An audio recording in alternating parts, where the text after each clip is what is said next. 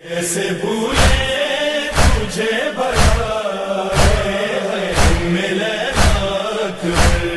کوئی دنیا میں ہے کہاں ہے، کوئی دنیا میں ہے کہاں تیرے جیسا کوئی، کیسے بھولے تجھے بڑا ملے یہ تھی ام حبیبہ ایک بہن. دوسری بہن میمونہ، ان کی شادی بنو ثقیف جو 3-4 مشہور قبائل تھے عربوں کے اندر، اس کے اندر جہاں بنو ہاشم کا ایک مقام تھا، وہاں بنو ثقیف اپنے جرت اور اس کے ساتھ حسن و جمال، اس اعتبار سے یہ قبیلہ بڑا ممتاز قبیلہ تھا. ایک بیٹی ابو سفیان کی میمونہ نام، وہ بیاہی گئی. بنو ثقیف کے ایک سردار تھے جن کا نام تھا ابو مرہ، ان کو یہ بیاہی گئیں. یہ وہاں پہ جا کے رہیں، مومنہ تھیں، مسلمان تھیں، شوہر بھی اور یہ بھی. جیسے جیسے اس گھر میں رہتی تھیں تو اسلام کے پرستار تھیں، اسلام کی نام لیوا تھیں. اگر زندگی میں کوئی تاریک پہلو تھا تو صرف یہ کہ ابو سفیان کی بیٹی ہیں. کبھی خیال آ جاتا تھا کہ میں اس دشمن خدا و رسول کی بیٹی ہوں تو انہیں بڑی ندامت سی محسوس ہوتی تھی. ہوتے ہوتے اس گھر کے اندر اللہ نے ان کو ایک چاند سی بیٹی عطا کی. جب بیٹی ملی تو اب طے ہوا کہ اس کا نام کیا رکھا جائے. اس زمانے میں چونکہ بچی اپنے حسن و جمال کے اعتبار سے غیر معمولی تھی، اس لیے سوچا گیا کہ اس کا نام بھی اسی حوالے سے رکھا جائے. سرزمین عرب کی ایک لیجنڈری پرسنالٹی تھی جس کا نام لیلا ہے.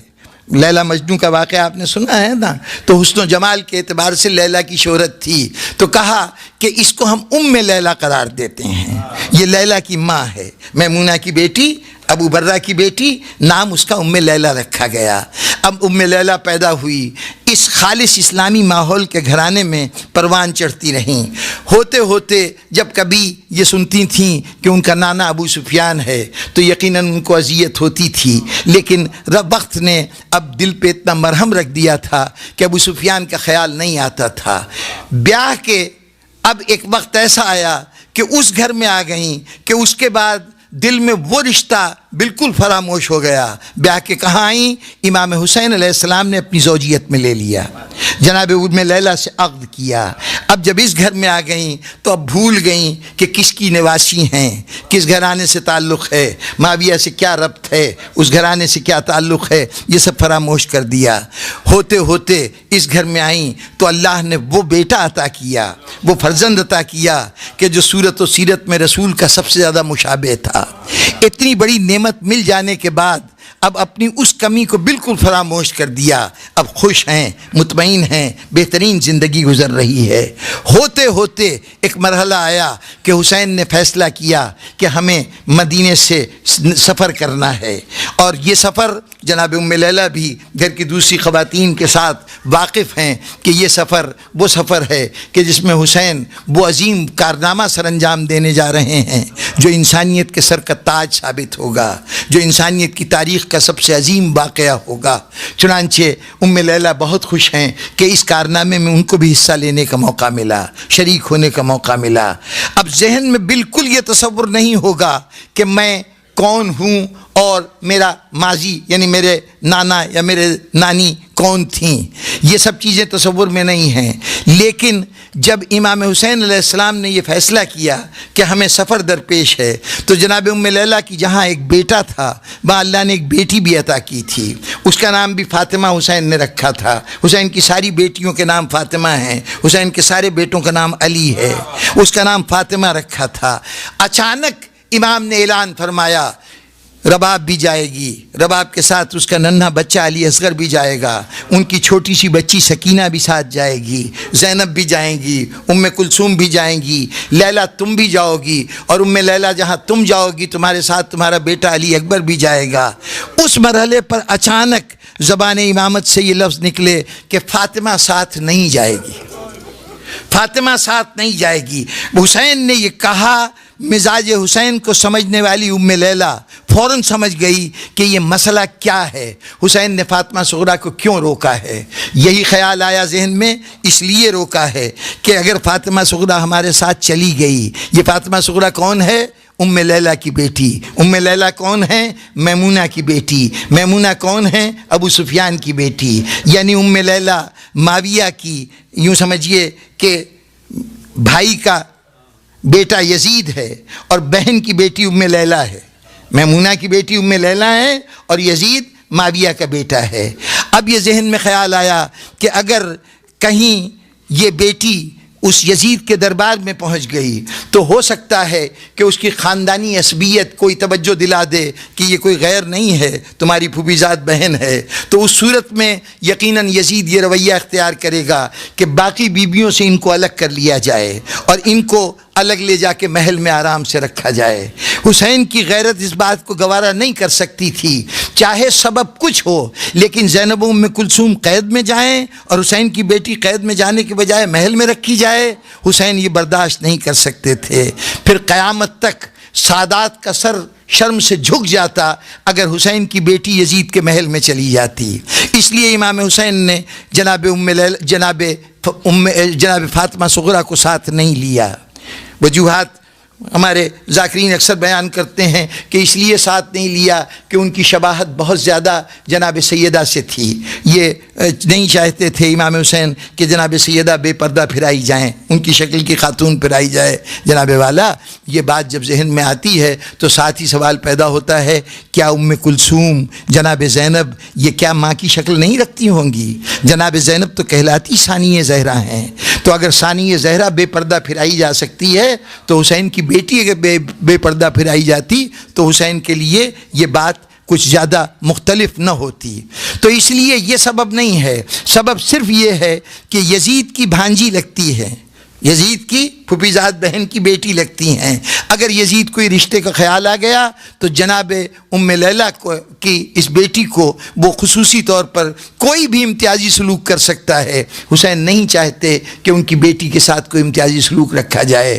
جہاں یہ یاد آیا ہوگا جناب ام لیلا کو کہ یہ آج جو حسین نے میری بیٹی کو روکا ہے تو اس لیے روکا ہے کہ ہماری رشتہ داری نکلتی ہے یزید کے ساتھ، وہیں یہ خیال آیا ہوگا کہ یہ رشتہ داری تو میری وجہ سے نکلتی ہے نا، سبب تو میں ہوں، اگر اس کو روک رہے ہیں تو مجھے کیوں لے جا رہے ہیں؟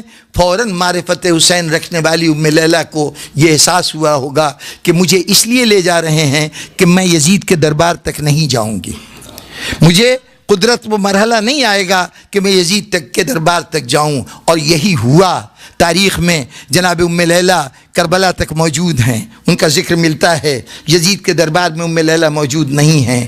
کیا ہوا تھا؟ کتابوں میں یہ واقعہ درج ہے کہ جب یہ قافلہ، لٹا ہوا قافلہ حلب کے مقام پہ پہنچا ہے، شام کی سرحدوں کے پاس پہنچا ہے، تو اس وقت ام لیلا کی کیفیت یہ تھی کہ جیسے جیسے شام قریب آ رہا تھا، دمشق قریب آ رہا تھا، روز یہ دعا کرتی تھی، پروردگارا کیا میں یزید کے دربار میں جاؤں گی؟ جس لیے میری بیٹی کو نہیں آنے دیا گیا، کہیں میں یزید کے سامنے پیش ہو گئی تو وہ رویہ میرے ساتھ ہو گیا تو میں زینب و ام کلثوم کو کیا شکل دکھاؤں گی؟ قیامت کے دن جناب فاطمہ زہرا کو کیا جواب دوں گی؟ دعا مانگ رہی تھیں۔ ایک مرتبہ حلب کے مقام پر پہنچ کر جناب ام لیلا نے خواب دیکھا کہ خواب میں امام حسین آئے ہیں، فوراً بارگاہ حسینی میں ہاتھ جوڑ کے کھڑی ہو گئیں، میرے آقا کیا مجھے یہ شرمندگی برداشت کرنی پڑے گی؟ کیا مجھے یزید کے پاس جانا پڑے گا؟ تو امام نے کہا تھا گھبراؤ نہیں، ہم تمہیں لینے آئے ہیں۔ بس وہیں سے بیدار ہوئی تھیں اور بے ساختہ سید سجاد سے کہا تھا بیٹا سید سجاد خدا حافظ، میرا وقت آخر آ گیا۔ سامعین گرامی، ابھی مجھے بڑی طویل منزل طے کرنا ہے، لیکن یہاں پر ایک جملہ کہنے کو دل چاہ رہا ہے۔ عالم غربت میں کسی قیدی کے ساتھ اس کا کوئی ساتھی دنیا سے بچھڑ جائے، ظالموں کے قبضے میں ہو، ذرا سوچئے سید سجاد کے لیے کتنا مشکل کام ہوگا۔ حلب میں سیدہ کی جناب ام لیلا کی قبر بنائی، ان کو دفن کیا۔ عجیب قسمت ہے سید سجاد کی، زندگی میں ایک نہیں 3 لاشیں سید سجاد کو تنہا دفن کرنے پڑے ہیں، 3 لاشوں کی تدفین تنہا کی ہے، اس میں سے ایک لاش ماں کی تھی جناب ام لیلہ کی، جن کو حلب میں دفن کیا، ایک لاش پھوپھی کی تھی جن کو دمشق میں دفن کیا، اور ایک بہن کی لاش تھی جسے قید خانے میں دفن کیا۔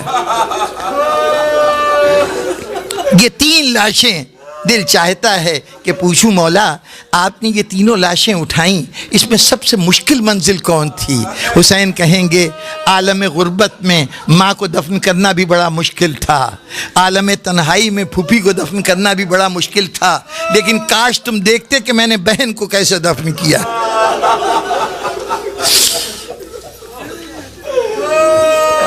سامعین گرامی، عالم غربت میں سکینہ کو دفن کرنا کیوں مشکل ترین تھا؟ قید کی حالت میں نہ سکینہ کو کفن ملا، نہ غسل کے لیے پانی ملا، جہاں یزید کی طرف سے 3 دن میں 1 مرتبہ پانی آتا تھا، اور وہ بھی مقدار اتنی کم ہوتی تھی کہ زینب اپنے حصے کا پانی بچوں کو پلا دیا کرتی تھی۔ وہ روایت سنی ہے نا آپ نے کہ زینب بیٹھ کر نماز پڑھنے لگی تھی قید خانے میں، تو سید سجاد نے وجہ پوچھی تھی، بتایا تھا بیٹا پانی اتنا کم آتا ہے کہ یہ بچے پیاسے رہ جاتے ہیں، لگاتار پیاسے رہ رہ کر میرے جسم کی طاقت ختم ہو گئی ہے۔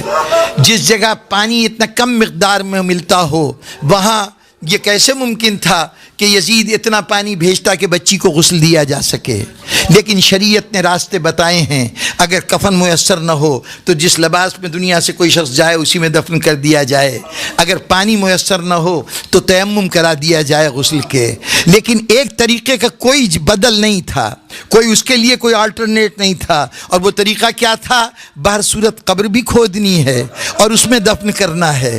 سید سجاد کے پاس قید خانے میں ذوالفقار بھی نہیں ہے، سوچئے قبر کیسے کھودی ہوگی۔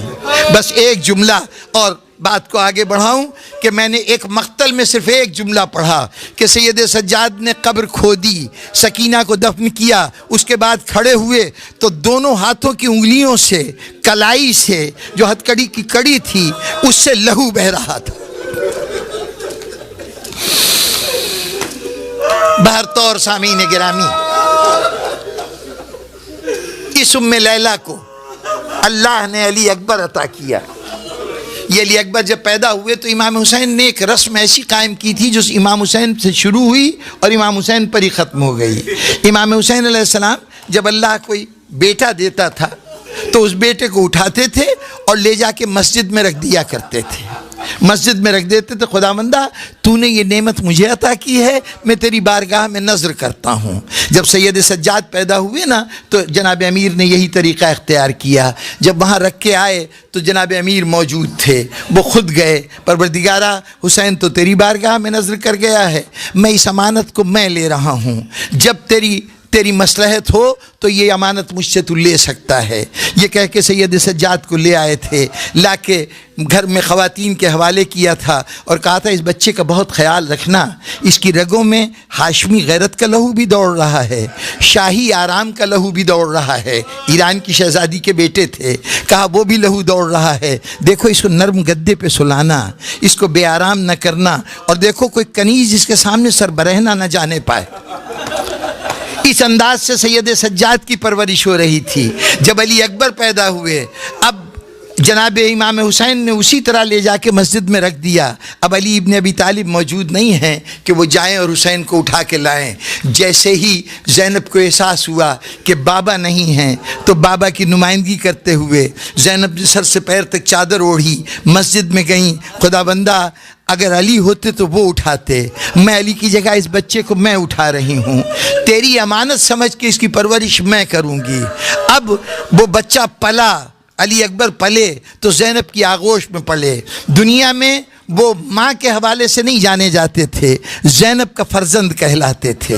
اس انداز سے پروان چڑھتے گئے۔ بس جناب والا مختصر کروں کلام کو، ہوتے ہوتے کربلا میں وہ گھڑی آئی، وہ منزل آئی کہ جس میں امام حسین کے سامنے فرزند کھڑا ہے، بابا اب مجھے اجازت دیجئے۔ حسین اس سے پہلے سب سے پہلے علی اکبر سے کہہ چکے تھے بیٹا پہل تو کر، لیکن اصحاب آ کے کھڑے ہو گئے تھے ہاتھ جوڑ کر، مولا ہماری وفا پر قیامت تک کے لیے داغ لگ جائے گا کہ ہم زندہ رہیں اور علی شبیہ پیغمبر مارا جائے۔ لوگوں نے اصرار کیا کہ حسین نہ بھیجیں، چنانچہ اب جب اصحاب سارے کے سارے شہید ہو گئے تو جناب علی اکبر سامنے آئے، ہاں بیٹے جانا چاہتے ہو جاؤ، خدا حافظ۔ اس وقت یہ جملہ کہا تھا، خدا بندہ گواہ رہنا اس کو بھیج رہا ہوں جو صورت و سیرت میں تیرے رسول کا سب سے زیادہ مشابہ ہے۔ یہ سنا علی اکبر نے، یہ سنا، اچانک گھوڑے کے اوپر چڑھنا چاہتے ہیں میدان کی طرف جائیں، حسین آگے بڑھے، بیٹا یوں نہیں، ایسے نہیں جاؤ، وہ جس پھوپھی نے ماں بن کے پالا ہے اس سے تو خدا حافظ کہہ دو، اس سے تو اجازت لے لو۔ شوق شہادت میں جیسے امام سے اجازت ملی تھی دل باغ باغ ہو گیا تھا۔ اب جو امام نے یہ کہا کہ ذرا پھوپھی سے اجازت تو لے لو، علی اکبر کے اوپر ایسا لگا جیسے اوس پڑ گئی، ایک مرتبہ مزمحل ہو گئے، بابا اس امتحان میں نہ ڈالیے، پھوپھی آسانی سے اجازت نہیں دیں گی۔ نہیں بیٹے میں دیکھنا چاہتا ہوں مشکل کشا کا پوتا اپنی مشکلوں کو کیسے حل کرتا ہے۔ آگے آگے سر جھکائے ہوئے علی اکبر چلے، پیچھے پیچھے حسین چلے، خیمے کے اندر داخل ہوئے، پھوپھی کے پاس پہنچے، پھوپھی بے اختیار اٹھ کے کھڑی ہو گئی، بیٹا صبح سے تیری شکل دیکھنے کو ترس رہی تھی، بیٹے صبح میں نے تیری اذان کی آواز سنی تھی، اس کے بعد سے تجھے دیکھنے کے لیے دل بےتاب تھا، شکریہ تیرا کہ تو آ گیا، پھوپھی کے دل کو ٹھنڈک ملی، آ بیٹے میرا دل چاہتا ہے کہ تجھے اسی طرح گود میں لٹاؤں جیسے بچپن میں تو لیٹا کرتا تھا۔ زینب زمین پہ بیٹھ گئی، علی اکبر نے زانو پہ سر رکھا، پھوپھی نے بالوں میں کنگھی کرنی شروع کی۔ اس موقع پر ایک مرتبہ علی اکبر مخاطب ہوئے، پھوپھی اماں آپ سے ایک سوال کروں، ایک بات پوچھوں؟ ہاں بیٹے پوچھ، کیا بات پوچھنا چاہتا ہے؟ پھوپھی اماں یہ تو بتائیے آپ کا رتبہ بڑا ہے یا آپ کی والدہ گرامی جناب سیدہ کا رتبہ بڑا ہے؟ آپ کا مرتبہ بلند ہے یا میری دادی سیدہ کا رتبہ بلند ہے؟ کہا بیٹے تو یہ سوال پوچھ رہا ہے، ارے کہاں وہ دو جہان کی شہزادی، وہ جنت کے خواتین کی سردار، میرے لیے تو یہ بہت بڑا اعزاز ہے کہ مجھے ان کی دختر کہا جاتا ہے، ورنہ میں تو ان کی کنیزی کے قابل بھی نہیں ہوں۔ جناب زینب نے یہ ارشاد فرمایا، کہا اچھا تو ان کا رتبہ بہت بلند ہے آپ کے مقابلے میں؟ کہا ہاں بیٹے ان کا رتبہ ہم سے مقابلہ ہی نہیں ہو سکتا، ان کا بہت بلند ہے۔ بس ایک مرتبہ گودی سے اٹھے، کہا پھوپھی اماں اگر یہ بات ہے نا ان کا رتبہ بہت بلند ہے تو آج ان کے لال پر اپنے لال کو قربان کر دیجیے۔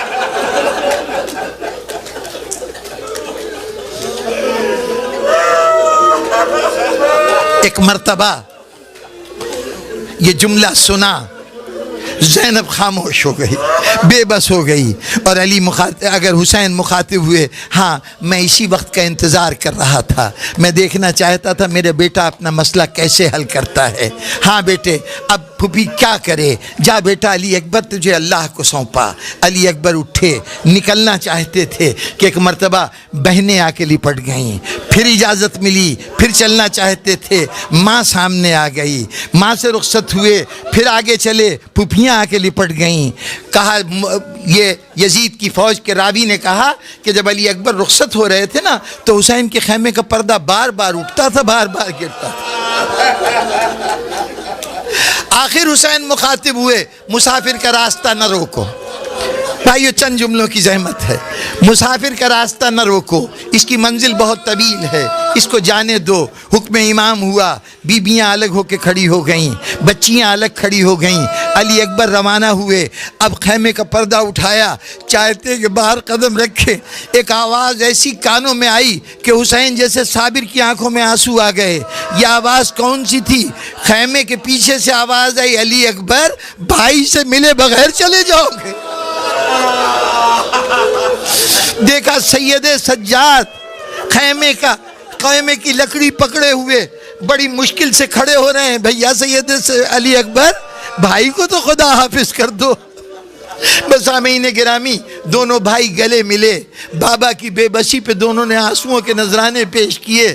اس کے بعد ایک مرتبہ رخصت ہوئے، علی اکبر رخصت ہوئے. سید سجاد نے کہا پردہ اٹھا دو، پردہ اٹھا دو، میں اپنے بھائی کی جنگ دیکھنا چاہتا ہوں. ادھر علی اکبر گھوڑے سے گرے، ادھر سید سجاد پھر غشی میں گر گئے. سامعین گرامی، مختصر کروں کلام کو.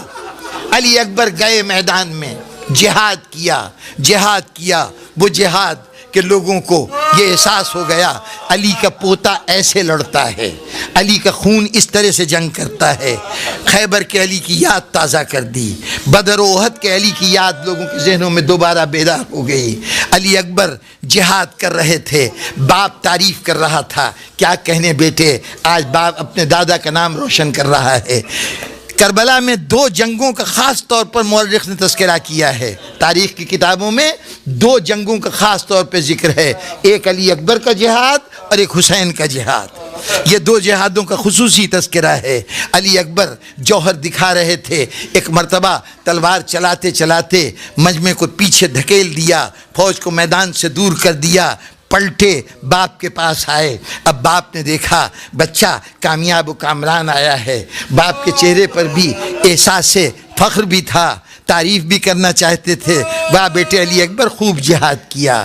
دنیا کہتی ہے علی اکبر نے پانی مانگا. یہ ممکن ہی نہیں ہے کہ علی اکبر پانی کا سوال کریں. علی اکبر نے صرف اتنا کہا تھا، بابا ابھی کیا ہے، یہ جنگ کیا چیز ہے. اگر کہیں پانی کا ایک قطرہ مجھے مل جاتا نا، ایک گھونٹ پانی مل جاتا، تب میں بتاتا کہ کیسی جنگ ہوتی. صرف اس بات کا اظہار کیا تھا کہ پیاس کے عالم میں یہ جنگ ہے. اگر میرے پاس یہ پیاس نہ ہوتی تو پھر علی اکبر کی جہاد دیکھتے. حسین نے کہا بیٹے قریب آؤ، قریب آؤ، ذرا تمہارے دل کی ڈھارس ہو جائے. ایک مرتبہ کہا ذرا منہ تو کھولو. اپنی زبان کو حسین کے منہ میں دیا. زبان پہ کانٹے پڑے ہوئے تھے. علی اکبر چیخ کے پیچھے ہٹ گئے، بابا آپ تو مجھ سے کہیں زیادہ پیاسے. بس سامعین گرامی، علی اکبر گئے میدان میں.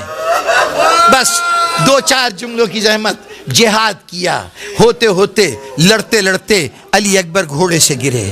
حسین ایک ٹیلے پہ کھڑے دیکھ رہے تھے. ادھر علی اکبر گرے، ادھر حسین گرے. ادھر در خیمہ پہ زینب کھڑی حسین کو دیکھ رہی تھی.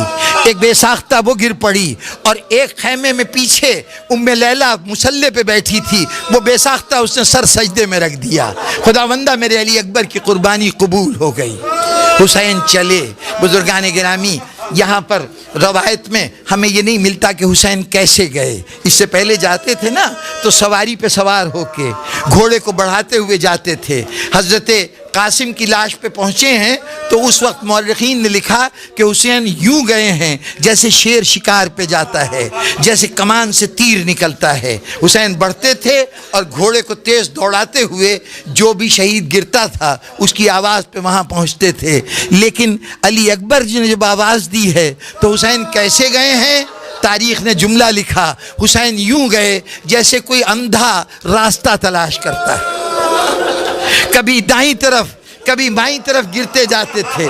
اس کا مطلب ہے حسین سواری پر نہیں بیٹھے، سواری پہ نہیں بیٹھے، پیدل روانہ ہوئے. پیدل روانہ ہوئے، کچھ دور تک گئے. علی اکبر نظر نہیں آتا تو آخر آواز دی، بیٹا بابا کی آنکھوں میں تو اب نور نہیں رہا، بیٹا مجھے آواز دو، مجھے آواز دو. حسین علی اکبر نے جب یہ دیکھا کہ بابا مجھے تلاش کر رہے ہیں تو گھوڑا، علی اکبر کا گھوڑا عقاب اس کا نام تھا، وہ علی اکبر کے گرد چکر کاٹ رہا تھا. بہت کوشش کر رہا تھا کہ کوئی دشمن علی اکبر کے پاس نہ آنے پائے. جب علی اکبر نے دیکھا کہ بابا آواز دے رہے ہیں تو مخاطب ہوئے گھوڑے سے، اگر وفادار ہے نا تو اب میری حفاظت کو چھوڑ، جا میرے بابا کو ساتھ لے کے آ، بابا کو ساتھ لے کے آ. گھوڑا اشارہ سمجھ گیا. اب ذرا جو دل والے ہیں اس تصور کو دیکھیں، اسی گھوڑے پر ابھی بیٹے کو، جوان بیٹے کو سوار کر کے بھیجا ہے. جب خالی زین دیکھی ہوگی تو حسین کا کیا حال ہوا ہوگا. ایک مرتبہ حسین نے گھوڑے کی گردن میں باہیں ڈال دی. عقاب تیرا سوار کہاں ہے، سوار کہاں ہے؟ اس گھوڑے کے سہارے چلتے ہوئے حسین علی اکبر کی لاش کے پاس پہنچے. سامعین محترم، میں نے سب کچھ چھوڑ دیا، بس ایک منظر دکھانا ہے. حسین پہنچے لاش کے پاس. اب ایک بڑی مشکل منظر ہے. چاہتے ہیں کہ علی اکبر کی لاش اٹھائیں، علی اکبر کی لاش اٹھائیں، جوان بیٹے کی لاش ہے، بوڑھا باپ ہے، چاہا کہ اٹھائیں، کچھ بلند کیا، لاش نہیں اٹھی، رکھ دی، زمین پہ رکھ دی، پھر دوبارہ کوشش کی، پھر رکھ دی، کہا بیٹا علی اکبر یوں تیری لاش نہیں اٹھے گی، تو یوں کرنا کہ اپنی دونوں باہیں میری گردن میں ڈال دے، میری گردن میں ڈال دے، حسین کو ذرا سے سہارا دے دے۔ علی اکبر نے ایک بازو سینے پہ رکھا، ایک بازو حسین کی گردن میں ڈالا، حسین نے کہا بیٹا دونوں ہاتھ ڈال دے۔ اب علی اکبر سینے سے ہاتھ نہیں اٹھاتے۔ ایک مرتبہ حسین نے کہا بیٹے کیا بات ہے، کیا سینے میں کوئی زخم ہے؟ ایک مرتبہ ہاتھ اٹھایا، ایک برچھی کا ٹکڑا سینے کے اندر پیوست تھا۔ اچھا بیٹے میں سمجھ گیا، پہلے تیری برچھی کو جدا کر دوں، اس نیزے کے ٹکڑے کو جدا کر دوں۔ ایک مرتبہ زمین پہ بیٹھے، علی اکبر کو لٹایا، اس برچھی کے ٹکڑے کے اوپر ہاتھ ڈالا۔ اب میرا تصور کہتا ہے کہ اس وقت ساری جنت سمٹ کے کربلا میں آ گئی تھی، آسمان کے فرشتے آ گئے تھے، جنات پہنچ گئے تھے، انبیاء کی ارواح آ گئی تھیں۔ جبرائیل نے آ کے کہا ہوگا حسین بڑی مشکل منزل ہے، میں بچپن میں جھولا جھلاتا رہا ہوں، مجھے موقع دے، میں اس برچھی کو نکالنے میں تیری مدد کر دوں۔ حضرت ابراہیم آگے بڑھے ہوں گے، کہا ہوگا حسین تیری آنکھوں پہ پٹی نہیں بندھی ہوئی، تیرے قاسم تیرے اسماعیل کے ہاتھ پیر نہیں بندھے ہوئے، یہ کیا کر رہا ہے؟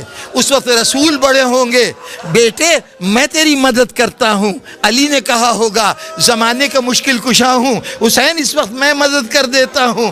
اس مرحلے پر ایک مرتبہ سیدہ آگے بڑھی ہوگی، بابا ہٹ جائیے، مولا علی آپ ہٹ جائیے، میں دیکھنا چاہتی ہوں میرے دودھ کی تاثیر کیا ہے،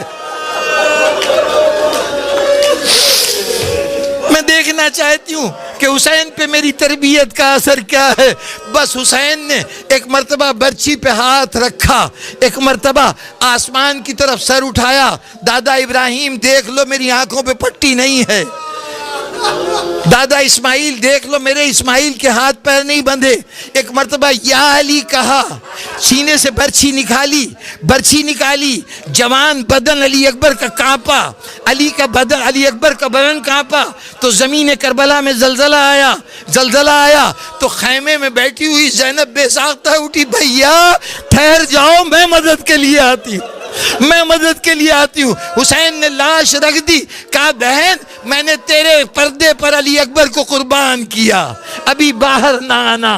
اور یہ کہہ کے بزرگان محترم علی اکبر کی لاش اٹھائی، خدا جانے کس طرح کاندھوں پہ لاش ڈالی، کس طرح گھوڑے پہ وہ لاش رکھ کے در خیمہ پہ پہنچے اور وہاں پہنچ کر اب تک تو بڑی ہمت دکھائی تھی حسین نے، اب چاہتے ہیں کہ اس لاش کو ایک مرتبہ گنج شہیدہ میں لے جا کے رکھ دیں، لیکن حسین سے اب لاش نہیں اٹھتی۔ آواز دی باقر آ جاؤ، اے بچوں آ جاؤ، آؤ اپنے بھائی کے جنازے کو اٹھاؤ، اسے گنج شہیدہ تک پہنچاؤ، حسین سے جوان لاشا نہیں اٹھتا۔